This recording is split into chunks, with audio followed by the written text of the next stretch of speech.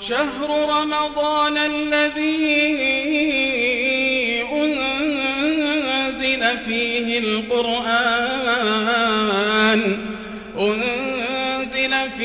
القرآن هدى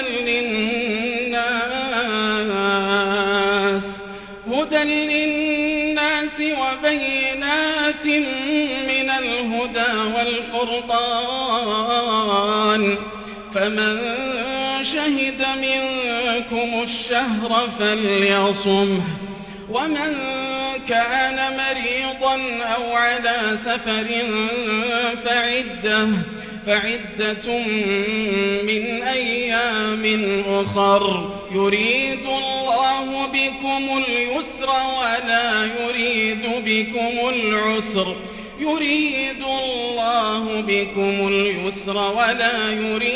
بكم العسر ولتكملوا العدة ولتكبروا الله على ما هداكم ولعلكم تشكرون. أعوذ بالله من الشيطان الرجيم. بسم الله الرحمن الرحيم. الحمد لله رب العالمين والصلاة والسلام على سيدنا محمد وعلى آله وأصحابه أجمعين. Assalamu alaikum hürmetli qarindoshlarım. Hammalarining ushbu ulug' juma kunlari muborak bo'lsin. Alloh taolo bizni bu ulug' ro'za Ramazonga yetkazdi. Bu Ramazon yuqoridagi oyatning tafsirida degandek ayyaman ma'dudat bir necha kundan iborat bulup biz bugün 11. günüge kirdik, 10 günne tamamladık.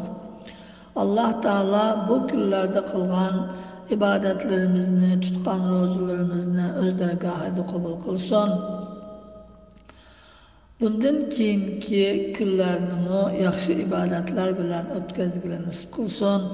Allah Teala hammelerine selametçilik ve hatırcemlik ata kılsın. Amin.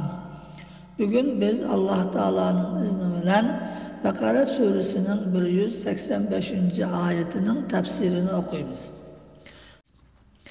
Bu ayet-i kerimede Allah Subhanahu ve Teala bu Ramazan ayının nimişqa bundaq ulug' ay bo'lganligining hikmetlerinden birini bayan qilib, o bo'lsa Qur'onning mushu oyda nozil bo'lganligini bayan qiladi. Estaizu billah. Shahru Ramazanallazi unzila fihil Qur'an. Bu Ramazan ayı bo'lsa, shundaq bir ay ki bu ayda Kur'an düşürüldü. Allah Teala insanlarga, bütkül insanlarga rahmet kılıp, ularga doğru yolunu kökstüş, ularını hata yoldan tosuş ve dünya ve ahirette baxt saadetke eriştiriş üçün Kur'an'ı nazil kılgan. Bu Kur'an'ı nazil kılış üçün Hz. Muhammed Mustafa sallallahu aleyhi ve sellem'ni peygamber kıldı. Hem de muşu insanlara rahmet boğan, yol göstergücü boğan Kur'an-ı Kerim'ni nazil kılış üçün Allah Teala muşu Ramazan ayını tanladı. Bu Ramazan ayının içinden o Kadir gecesini tanladı. Şuna yeni bir ayette inna anzalnahu fi leyletil kadr.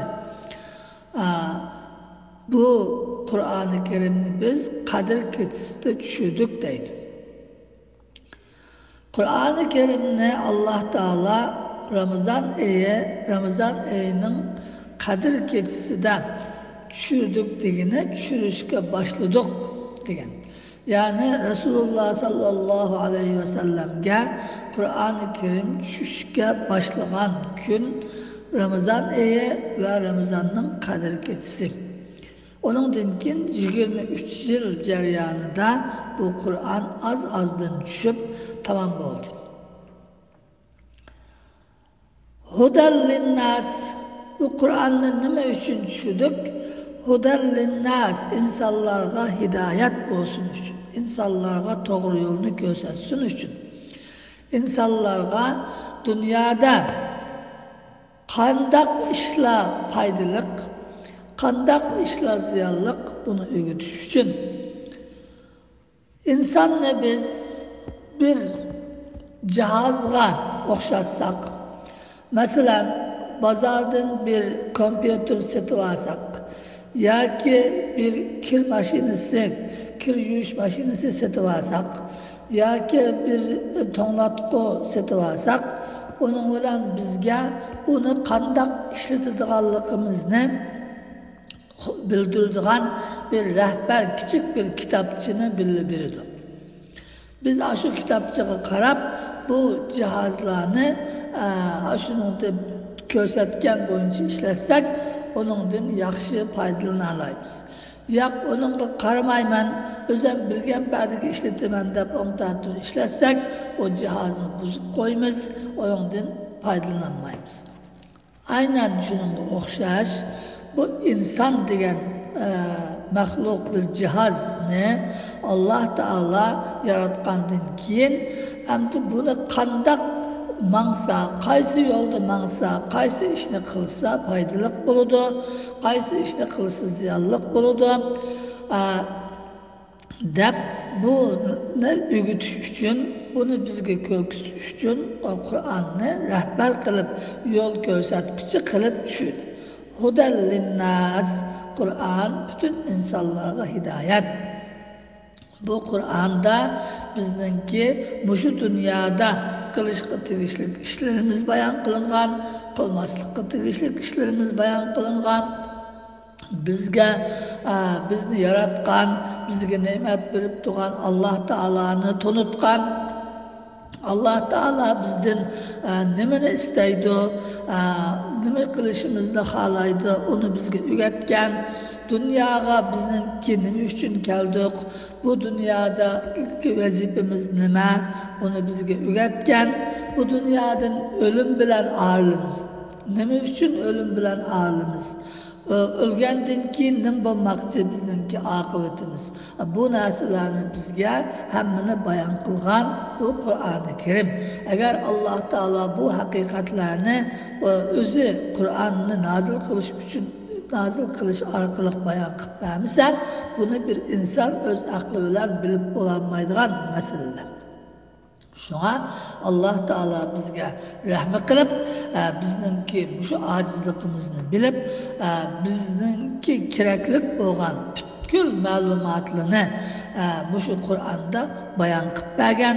Rasululloh sallallohu alayhi vasallam hayotida bu Qur'onda kelgan oyatlarni ijro qilib, tatbiqlab, hayotga tatbiqlash orqali o'rgatgan. Buni qanday tatbiqlaymiz, qanday ijro qilamiz hayotimizda. Shuning uchun bu Ramazon shundoq ulug' bo'lgan oyki, bu oyda buna insonlarga hidoyat bo'lgan bu Qur'oni Karimni Alloh taolo bizga tushirdi. Shuning uchun bu Ramazon shundoq ulug' bir oy bo'ldi. Ve beyinatin minel huda vel furqan.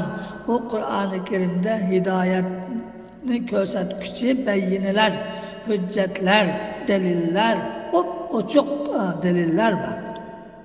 Biz Qur'onni o'qisak, Qur'onni tushunsak, bu Qur'on bizga hamma haqiqatlarni, bizga kerak bo'lgan barliq ishlarni bizga deb berdi, bizga bayon qilib berdi, to'g'ri yo'lni ko'rsatib berdi.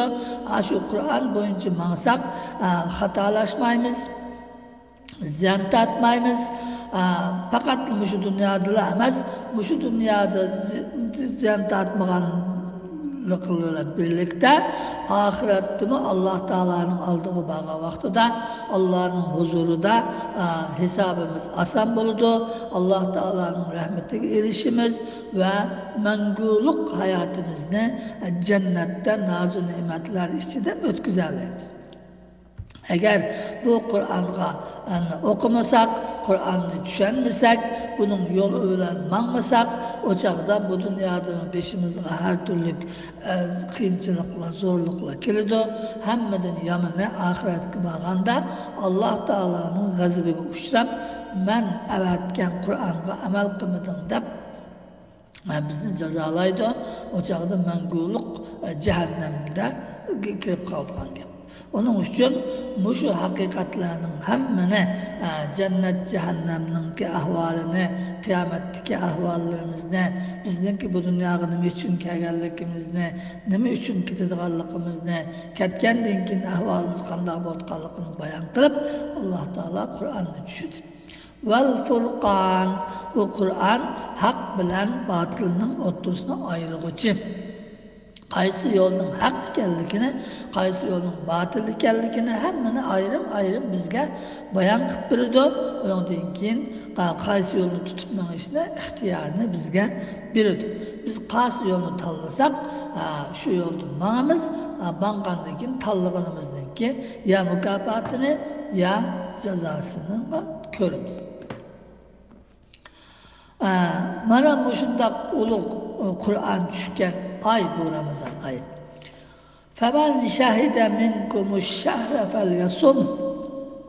Sizlerden içinizden kim ki muşu Ramazan ayına ulaşsa, Ramazan ayında sağ salamet özünün öyde, teni sağ, rozu tutalaydıgan halatta bolsa, bu kişi فَلْيَصُمْهُ rozu tutsun.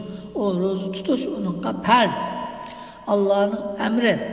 Eğer tutmasa bu cezalanıdır. Allah'ın emrine icra kılmagan boludur. Allah'a asilik kılgan boludur. Onun için bu Ramazan'da rozu tutalaydıgan kudrette, sağ salamet özünün öyde boğan kişilerge rozu tutuş farz kılındı. Bununla sal qaraşqa bulmaydı. وَمَنْ كَانَ مِنْكُمْ مَرِيدًا اَوْ عَلَى سَفَرٍ فَعِدَّةٌ مِنْ اَيَّامٍ اُخَرٍ. Hem de sizlerin içinlerden bu Ramazan kelgen çağda kesel bolganlar, kesel halatta bolganlar. Ya ki Ramazan'ın beşide sak olsun o oturlarda kesellap kalganlar. اَوْ عَلَى سَفَرٍ ya ki sefer üstüde, yol üstüde bolganlar. Bundak boğan kişilerge rozu tutuş kıyın bolsa, o çağda o kişiler rozu tutmay. Kesel sakaygandan keyin, seferdeki misafir özünün uyuga qaytib kelgandan keyin fa'iddatun min ayyamin ukhar başka günlerden şu tutanmay qalgan qancha kun rozu tutanmay qalgan bolsa, şu tutanmay qalgan rozusununki qazosini qildi deydi. Bununla Allah Teala ruhsat verdi. Hem de biz bunun aldı ötken haftada okugan ayette bu kesel meselesini bayan kılgan edik.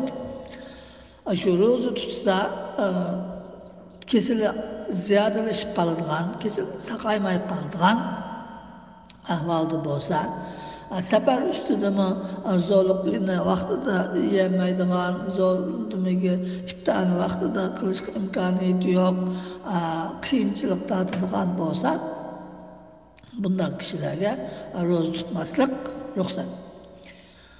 Yuridullahu bikumul yusra. Allah Teala sizlerge asallıkını halaydı. Yani sizlerge Allah Teala şu rozu tutuşunu buyurdu, namazını buyurdu, zakatını buyurdu, hacını buyurdu, ondan başka ibadetlerini, kılışkı tegişlik işlerini buyurdu. Şu buyurgan işlerinin hiç karşısı da sizlerini zorlukka koymaydı. Sizlerge asallıkını halaydı. Shuning uchun sizlarga osonlikni xohlaganlik uchun vala yuridu bikumul usra, sizlarga qiyinchilikni xohlamaganlik uchun, sizlarni qiyinchilikqa tashlab qo'yishni xohlamaganlik uchun oson bo'lsin deb sizlarga ro'zani farz qilgandan keyin darhol bu kasal bo'lib qolgan kishilar qanday qilib tutolmay qolsa desa, bu tutolmay qolsa tutmay keyin tutsa bo'ladi dedi. Safar ustida bo'lgan kishimi keyin safardan kelgan chog'da tutib olsa bo'ladi deb ruxsat qildi. Mana bu Alloh taolaning osonlikni xohlaganligi. Endi bu Ramazon kirgan vaqtidagi mu'minlar, musulmonlar 3 xil bo'ladi. Biri saq salomat o'zining uyida bo'lgan kishi. Bularga ro'za tutish qat'iy farz, uni nima qilib bo'lmaydi. Kechki tuygili bo'lmaydi. Buningga sal qarg'il bo'lmaydi. Bir kun ro'zani qasddan o'zrisiz tutmagan odamga 60 kun kafarat keladi va u 60 kun kafaratni tutish bilan ro'zaninki tutamay qolgan ro'zasiningki qazo qilayotganning gunohidan qutulsimi, lekin Ramazonda ro'za tutganning savobiga erishamaydi. Rasululloh bir hadisda bir kun ro'zani o'zisiz tark etgan odam ömür bo'yi ro'za tutsa, u tark etgan ro'zaning savobiga erishamaydi deydi. Onun uchun bu saq salomat o'zining uyida bo'lgan kishi bunga sal qaramasdan ro'zani tutish kerak. Ikkinchisi kasal, ya'ni saqiydigan kasal. Muhim, masalan, bir necha kun kasallab qoldi bunday kishi.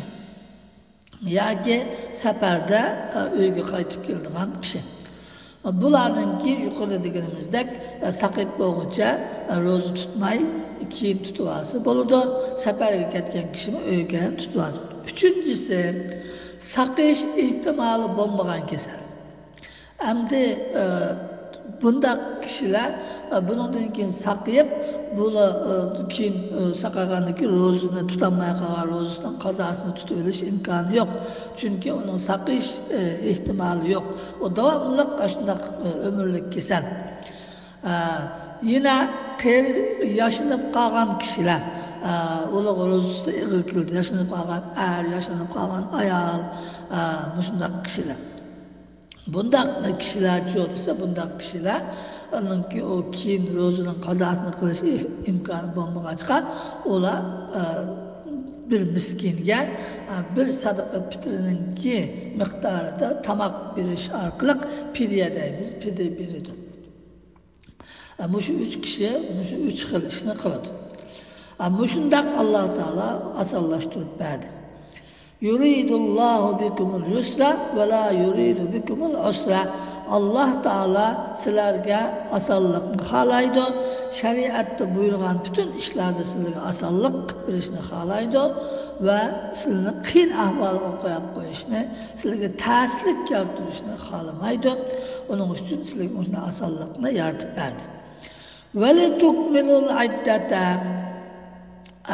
Shundoq bo'lgandan keyin hamda sizlar iddatni, ya'ni Ramazonning kunlarini tamomlanglar, to'liqlanglar.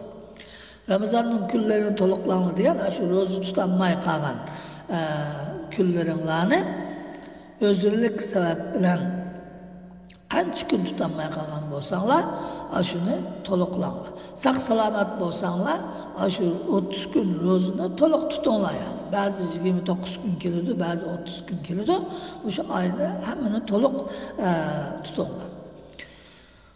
Va litukabbirulloha ala ma hadakum. Va Alloh taolaning sizlarni mushundaq ulug' ne'matga, mushundaq ulug' fursatga hidoyat qilganligi, sizlarga Qur'onni nozil qilganligi, sizlarni mushundaq Ramazonda ulug' fursatga yetkazganligi qilgan azroq ibodatingizga necha hassa savob beradigan shundoq vaqtlarga yetkazib, sizlarning tilinglarga salomatchilik berib, sizlarga yordam qilib, sizlarga osonlik yaratib berib, shu Ramazonning ro'zasini yaxshi tuta olishinglar uchun barliq imkoniyatni berganligiga uchun sizlar qanday qilinglar? Alloh taoloni ulug'langlar. Allahu akbar deb takbir etib, Alloh taoloni ulug'langlar. Bu takbir etishni hamda Ramazon tugagandan keyin hayit kuni bo'ladi. Hayit kuni hayit namoziga shundoq hayitga ulashgandan keyin shunga xursand bo'lib, Alloh taolaning bu ne'matiga xursandlik bildirib, Allahu akbar, la ilaha illalloh, vallohu akbar ve lillahil hamd deb takbir etinglar. Alloh taolani ulug'langlar. Alloh taolaning kattligini qalbinglarda his qilinglar. Og'zinglardami uni Allohu akbar deb ulug'lang. Va la'allakum tashkurun. Shunda qilsanglar Alloh taolaga shukr qilgan bo'lasizlar. Allah Teala'nın bergen nemetiga, Allah Teala'nın sizlarga mushu ulug' Ramazonga ulaştırganligiga, Allah Teala'nın sizlarga Qur'onni tushirib, Qur'on orqali sizlarga to'g'ri yo'lni ko'rsatganligiga, Allah Teala'nın sizlarni islom diniga hidoyat qilganligiga, Alloh taolaning sizlarning ichinglardan Muhammad alayhissalomni payg'ambar qilib avatib, uning orqali sizlarga bu Allohning amrini amaliy ijro qilib o'rgatadigan bir zotni sizlarga rahbar qilib avatganligiga, shundoq katta ne'matlariga shukr qilgan bo'lasizlar. Allah Teala'nı ulug'lab, Allah Teala'nı hürmetlab, Allah'ın ulug'luğunu jakarlab, Allahu Ekber deb tekbir okusanma deydi. Demek bu ulug' ayda kılgan işimiz şundaq bizge Allah Teala asonlik yaratib beribdi. Allah Teala'ga şükür qilib, ko'p duo qilaylik. Allah Teala'ga qo'limizdan kelgan yaxshi amal ibodatlarni qilib berishga tirishaylik. Chunki bu Ramazon yeni bir yili kelib bo'lguncha biz bormi yo'qmi bilmaymiz. Onun uchun qo'limizga kelgan fursatni yaxshi g'animat bilib, ro'zadan boshqa, namozdan boshqa Qur'on o'qish, Qur'on tamom qilish, undan keyin sadaqalarni ko'p berish, kishilarga yordam qilish, ota-onamiz uchun duo qilish, bola-baqamiz uchun duo qilish, urug' tuqqanlarimiz uchun duo qilish, o'zimiz uchun duo qilish, va vatanda qolgan, zulmda qolgan xalqimiz uchun duo qilish, shunday yaxshi ibodatlarni qilib olishga tirishaylik. Alloh taolo qilgan ibodatlarimizni hammani o'z dargohida qabul qilsin. Allah Teala dualarımızda icabet kılsın. Allah Teala ata-analarımızın günahlarını mağfiret kılsın. Hayatta ata-analarının giden selametlikini versin. Ömrünü uzun kılsın. Balıvaqlarımızga insaf, tevfik, hidayet versin. Balıvaqlarımızın dünya ve ahirette baxt, saadetlik kılsın. Hemmimizni iman bilen yaşap, iman bilen ketkileri nasip kılsın. Amin. Ve ahiru da'vana elhamdülillahi rabbil alemin.